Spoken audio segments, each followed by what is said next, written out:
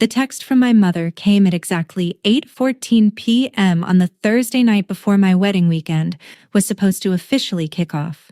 I was sitting on the floor of my living room, surrounded by half-assembled welcome bags and a tangled mess of ivory ribbons, when my phone screen lit up. The message read, "Your father and I have discussed it. Your behavior has been completely unacceptable. We can't afford you and your friends acting like this, so you are uninvited from the rehearsal dinner tomorrow night. Don't bother showing up." I just sat there, staring at the glowing screen, reading the words over and over again until they blurred together. Uninvited. From my own rehearsal dinner. The night before my wedding. They expected me to beg. They expected me to call them in tears, apologizing for whatever imaginary slight I had committed, pleading to be allowed back into my own celebration. But I didn't cry, and I certainly didn't cancel the wedding. We just moved the entire weekend celebration to a private location where no one, not even my own mother, knew how to find us, and it was the most beautiful weekend of my life. But I'm getting a little ahead of myself. Hello everyone, and welcome back to Whispered Drama Stories. I am so incredibly glad you decided to spend some time with me today. If you're returning, welcome back to our cozy little corner of the internet. If you are new here, go ahead and get comfortable. Grab a soft blanket, pour yourself a hot cup of tea or a glass of wine, and just breathe. This channel is a safe, quiet space where we unravel the tangled webs of toxic family dynamics. We talk about the pain of being controlled, the exhaustion of constantly walking on eggshells, and most importantly, the profound, unshakable peace that comes from finally setting a boundary and taking your life back. Today's story is about what is supposed to be one of the happiest times in a person's life, planning a wedding. But as many of you listening probably already know, when you have a toxic, controlling parent, happy milestones aren't celebrations. They are battlegrounds. They are opportunities for that parent to center themselves, exert control, and remind you exactly who is in charge. This is a story about a mother who tried to use a wedding as a weapon, and how I finally learned to stop fighting her and simply walk away. To really understand the absolute absurdity of that text message, you have to understand the woman who sent it. My mother, Eleanor, is a woman who completely consumes all the oxygen in any room she enters. She isn't a loud, screaming type of toxic. She is a covert, manipulative, deeply insecure type of toxic. In her mind, she is the star of a tragic movie where she gives, and everyone around her is ungrateful. Growing up, every single achievement of mine was somehow instantly co-opted to be about her. When I graduated from college with honors, her Facebook post didn't say, "So proud of my daughter's hard work." It said, "All those late nights I spent helping her study finally paid off. A mother's sacrifice is never done." When I got my first promotion at work, she cried because I was pulling away and becoming too independent, which really meant I was making enough money that I didn't need to ask her for anything.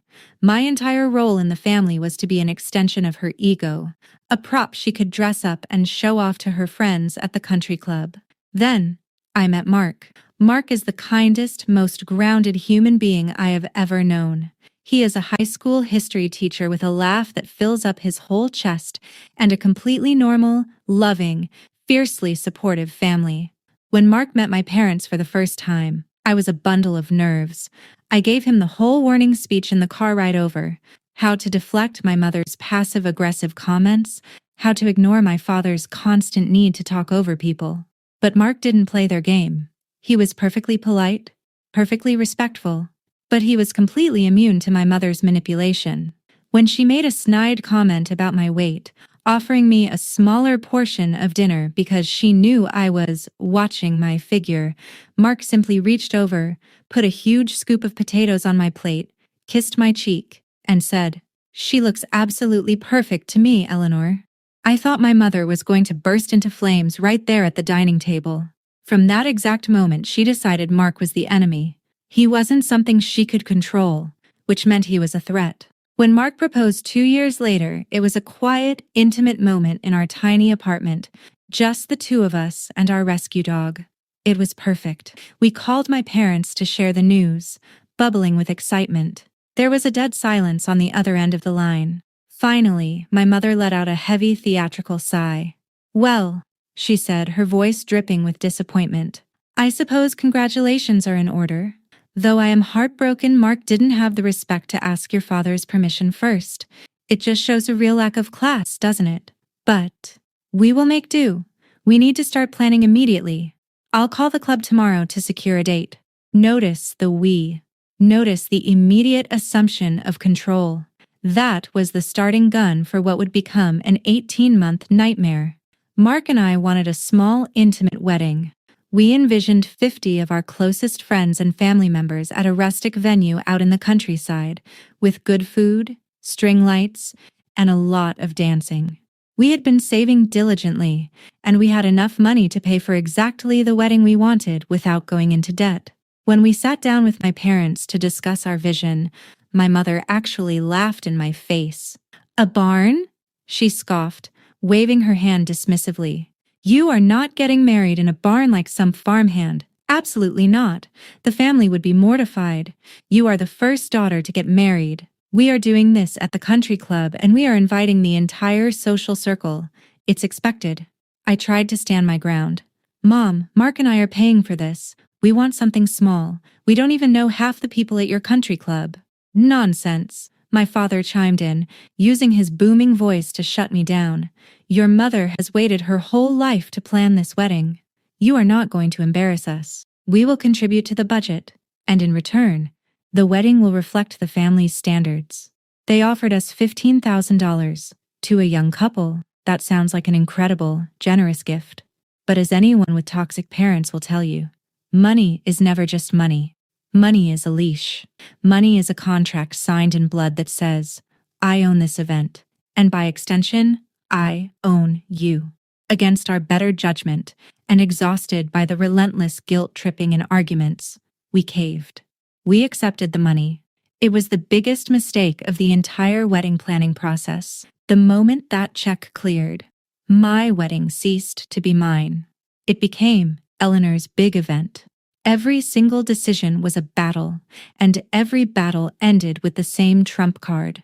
"Well, since we are paying for a significant portion of this, we feel our opinion should hold more weight." Let me paint a picture for you of what wedding dress shopping looked like. I wanted a simple, elegant A-line dress with delicate lace. I found one I absolutely adored. I stepped out of the dressing room, feeling beautiful for the first time in months. Mark's mom, who was there, teared up and told me I looked like an angel. My mother sat on the velvet sofa, sipping a complimentary champagne, and wrinkled her nose. "It's very plain, isn't it?" she said loudly, making sure the bridal consultant heard her.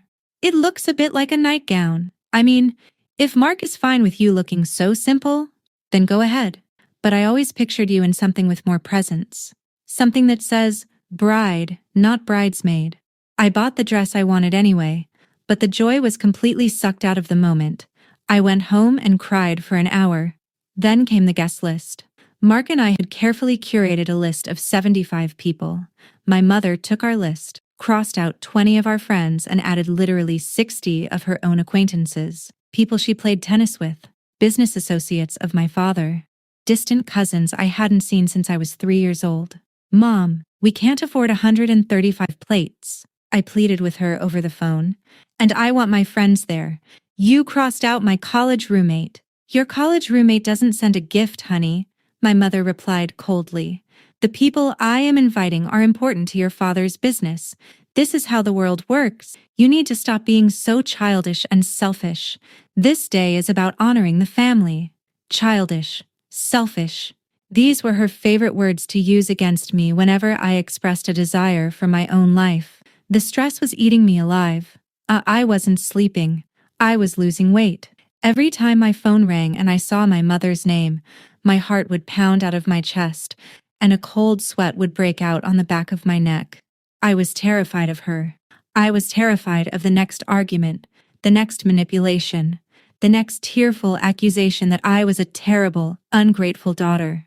Mark, bless his heart, tried to run interference. He would take her calls. He would try to reason with her, but she would just twist his words and use them as ammunition to prove that he was controlling me, and turning me against my family. By the time the week of the wedding arrived, the atmosphere was so toxic you could practically choke on it. The wedding had ballooned into a massive, formal, black tie affair that felt entirely alien to me and Mark. But we were so close to the finish line, we just kept telling ourselves, just get through this weekend and then we are free. The rehearsal dinner was supposed to be the one event we had control over. Mark's parents had generously offered to host and pay for it. They rented out the private back room of a gorgeous, cozy Italian restaurant in the city, the place where Mark and I had our first date. It was meant to be intimate, relaxed, and filled with love. Just our bridal party, immediate family, and a few out-of-town friends. But my mother, true to form, couldn't handle not being in control of a wedding event. 3 days before the dinner, she called Mark's mother and completely went behind our backs. She told Mark's mom that the Italian restaurant was too casual and that she had taken the liberty of changing the reservation to the country club's private dining room. She claimed Mark and I were too stressed to handle the logistics and that she was doing us a favor.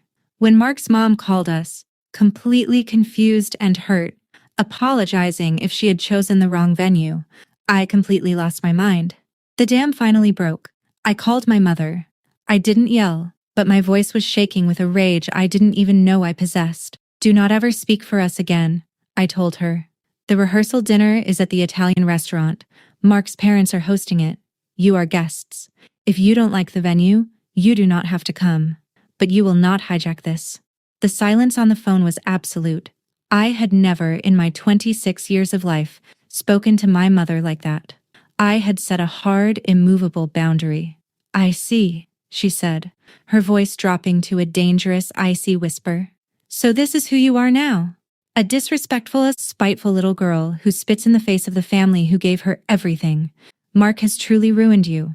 She hung up on me. For the next 2 days, I heard absolutely nothing from her. No texts, no calls. The silence was heavier than the screaming. I knew she was plotting. I knew she was figuring out exactly how to punish me for daring to stand up to her. I just didn't know what form the punishment would take. Which brings us back to Thursday night, 8:14 p.m., sitting on my living room floor with the welcome bags.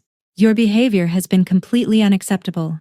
We can't afford you and your friends acting like this, so you are uninvited from the rehearsal dinner tomorrow night. Don't bother showing up. She had done it. She had weaponized the one thing she thought I couldn't live without, her approval and my own wedding events. She was attempting to publicly humiliate me in front of my bridal party and Mark's family by literally banning the bride from her own rehearsal dinner. She thought she had backed me into a corner where my only option was to grovel.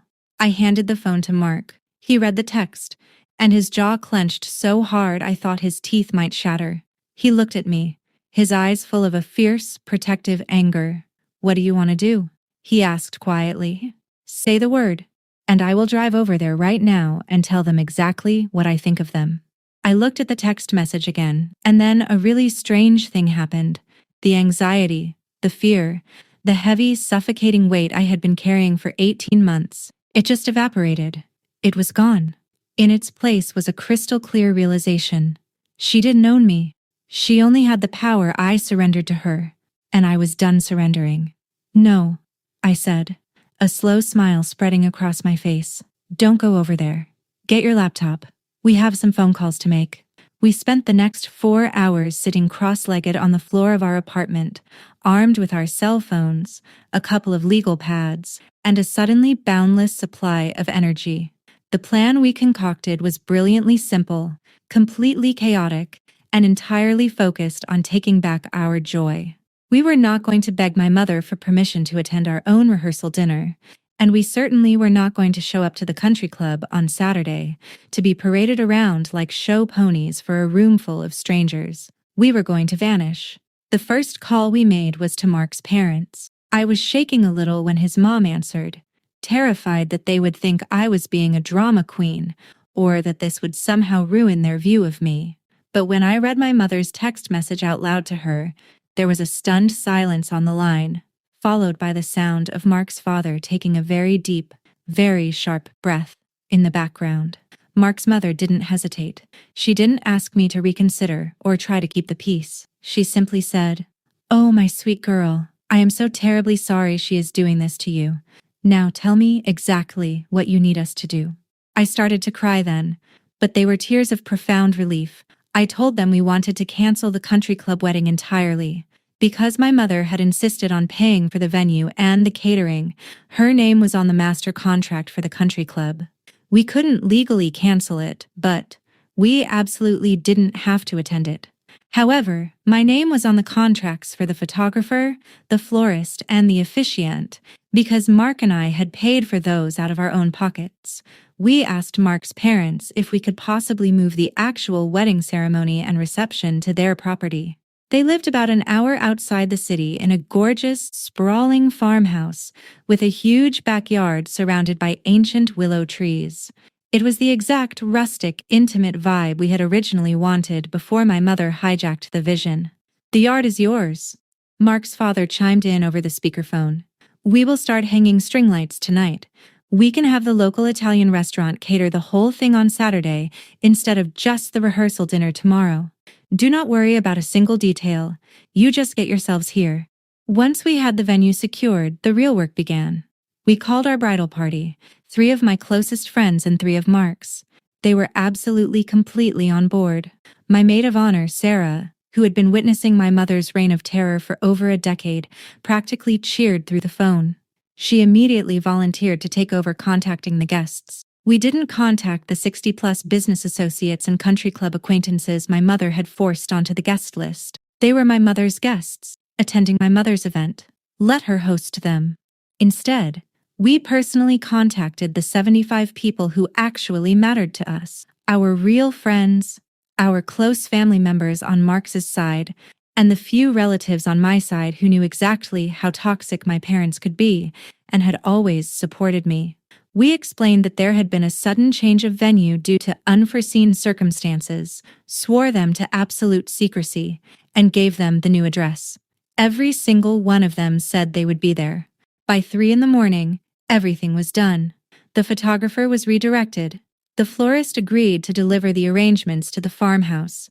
The Italian restaurant was thrilled to expand their catering order.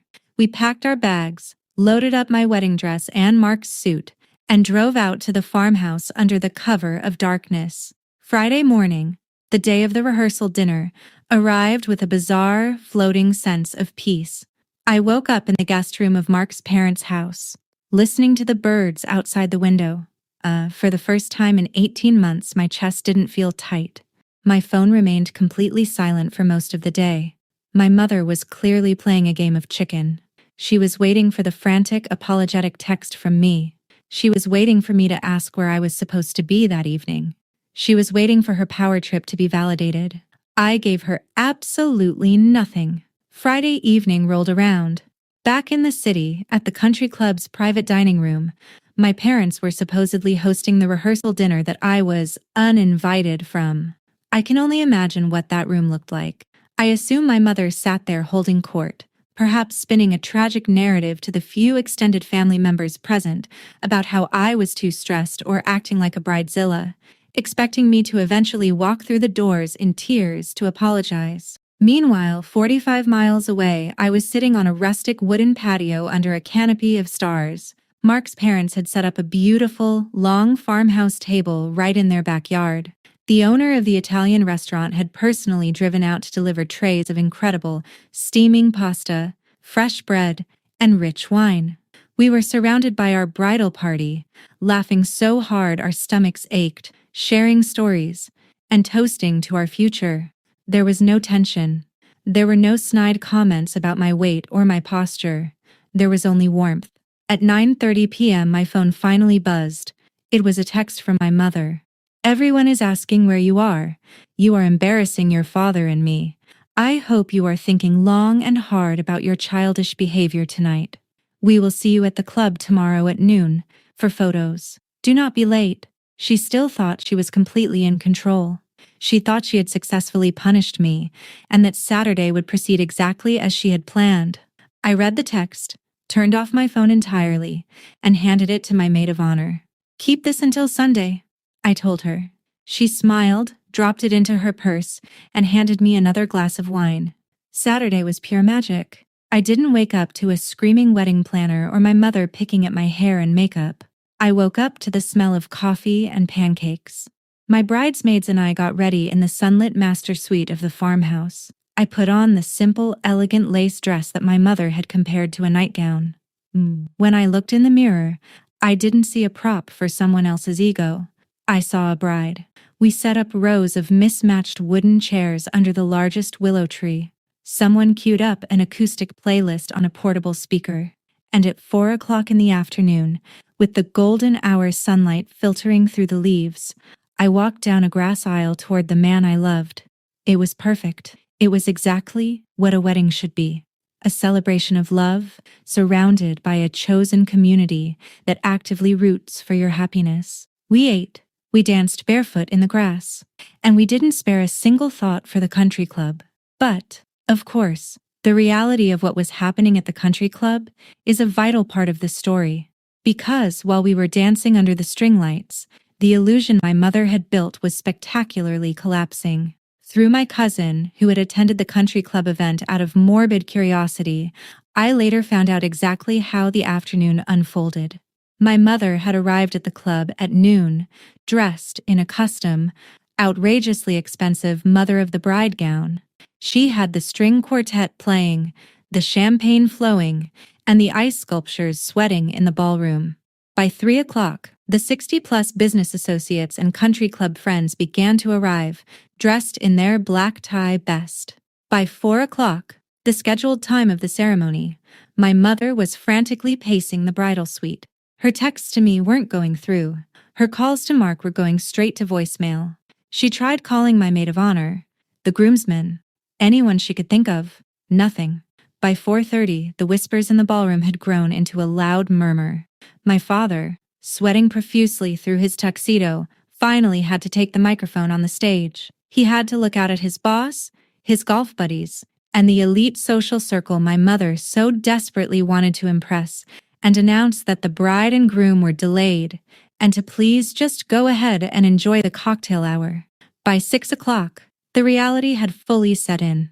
The florist had never arrived to decorate the tables, the photographer was nowhere to be found, and the bride and groom were completely, undeniably absent.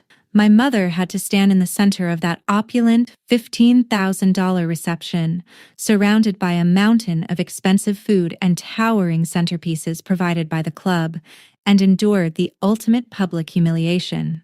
She had tried to use the wedding to show off her perfect family, and instead, she publicly broadcasted that her own daughter would rather boycott her own wedding than spend it in her presence. They couldn't hide it. They couldn't spin it. Everyone in that room knew that Eleanor's daughter had simply abandoned her. They had to sit there and eat the dinner they paid for, fielding awkward, pitying glances from their acquaintances until the guests politely made their excuses and fled the uncomfortable atmosphere.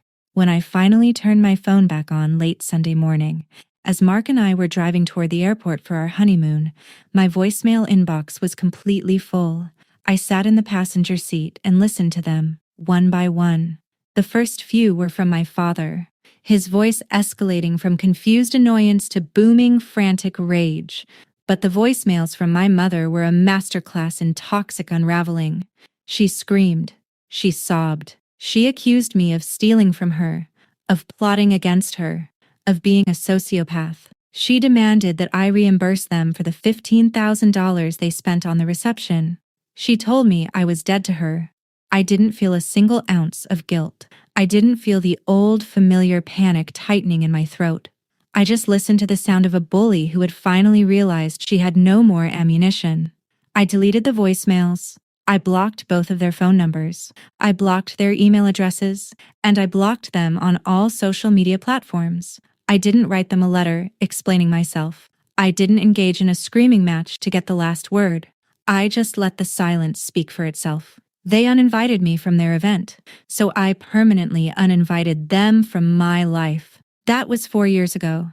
Mark and I have built a beautiful, incredibly peaceful life together. We bought our own home. We have a beautiful little boy. And my parents have never met him.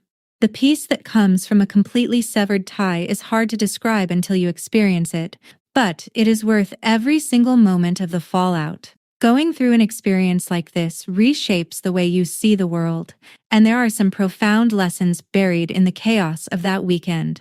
I want to share them with you, because if you're currently in the thick of planning an event with a toxic family member, or just navigating the day-to-day exhaustion of their control, you need to know these things. First, money that comes with strings attached is not a gift, it is a cage. Toxic parents love to use financial support as a Trojan horse. They offer to pay for a wedding, a down payment on a house, or a college tuition, framing it as an act of immense generosity.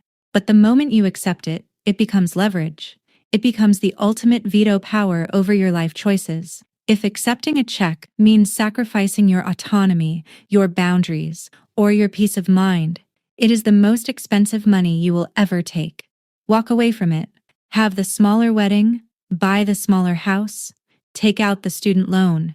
Your freedom is worth infinitely more than their conditional funding. Second, toxic people rely heavily on the social contract to trap you. My mother banked her entire strategy on the belief that I would be too embarrassed, too afraid of causing a scene, to actually walk away from a massive, expensive country club wedding. Toxic people expect you to absorb their abuse quietly because society tells us that making a fuss is impolite, especially when it comes to family.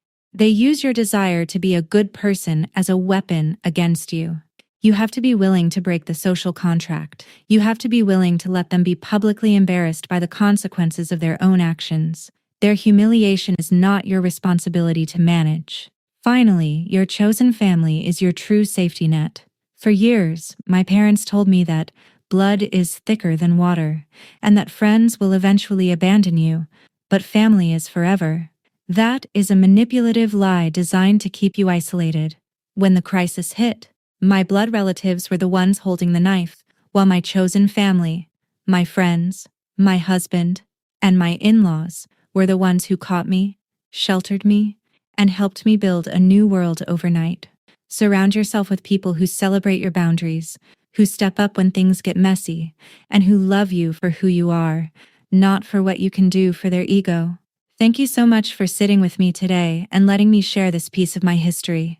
Reclaiming your life from toxic parents is rarely a clean or easy process, but I promise you, the quiet on the other side of the storm is absolutely beautiful. I would love to hear from you now. Have you ever had a toxic family member try to hijack a major milestone or event in your life? How did you handle it? And what did you learn? Please, share your stories in the comments below. Your experiences are valid, and sharing them might just give someone else the courage they need to take their own power back today. If this story resonated with you, if it made you feel seen or validated, please take a moment to hit the like button and subscribe to the channel.